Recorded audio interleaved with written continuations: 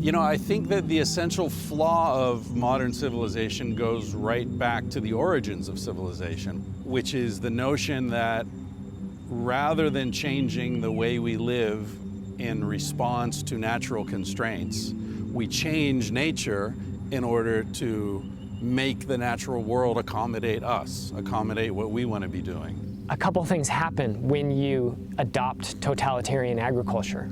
First, your population can grow because you have a lot of food available and you have a surplus that can be stored easily. Second is that patriarchy tends to arise rapidly in these societies. And so women's power starts to be eroded, and that causes the birth rates to rise even higher. The third is that you undermine the ecological foundations of the place where you live, because totalitarian agriculture destroys soil fertility. And when that happens, you can either accept a collapse and change your ways, or you can go somewhere else and you can take their land. And you can destroy that land and turn it to agriculture and grow your empire even bigger.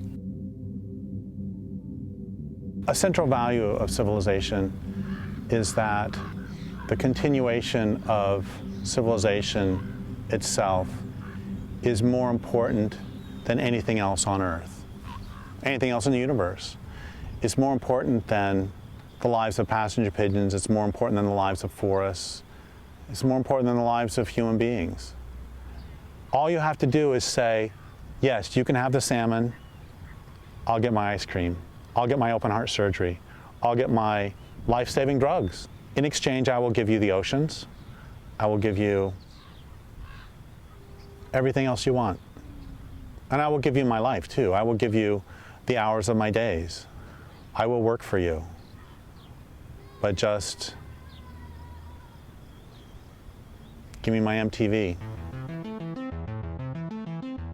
If you go back into deep human history, actually before history, we lived as tribes.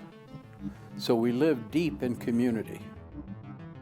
They were in constant contact with life, with the earth. Now, as we've gone through history, and the deepest changes have come just within the last 20 or 30 years. But what we're finding now is that a major part of the population are people that live in single-person apartments. They don't necessarily know anybody else in their apartment building. They may be dependent on 2 or 3 jobs spread miles apart. We actually live our lives disconnected from people and nature. Life basically loses all meaning, all purpose, all the sort of caring for one another. So then the advertising tells us, if you want to find meaning and satisfaction in life, you need our product. And the products, of course, are made to become obsolete or to break down. It becomes a throwaway society, but it's not only throwaway products, it's also throwaway people.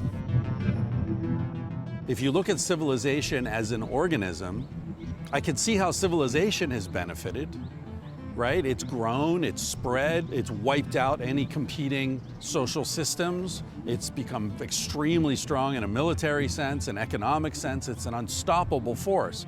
It's even taking over the natural world and maybe will spread to other planets.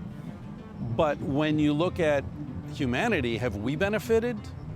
Has the average person benefited? Now, everybody listening to this is going to say, well, come on, man, we have antibiotics. Sure, we have antibiotics, but most of the things that they cure, the tuberculosis, didn't exist until agriculture. Cholera didn't exist before agriculture. Cancers, heart disease, anxiety disorders, depression, suicide, these things are almost unknown in hunter-gatherer groups. I wasn't there. I wasn't alive at that time. None of us were. All we have is the archaeology, we have the legends and the old stories. So we can try and reconstruct this complicated picture of what happened in the past. But ultimately, we don't really know. What we do know is what's happening now. We have global warming decimating the planet. We have industrial civilization eating its way through the last forests, the last oceans, the last wild fish. We have the collapse of biodiversity, the collapse of insect populations, the collapse of songbird populations. We have the collapse of plankton populations, the foundation of life in the oceans. and the source of most of the oxygen that we breathe, and their populations are collapsing because of industrial civilization, because of the activities of this culture.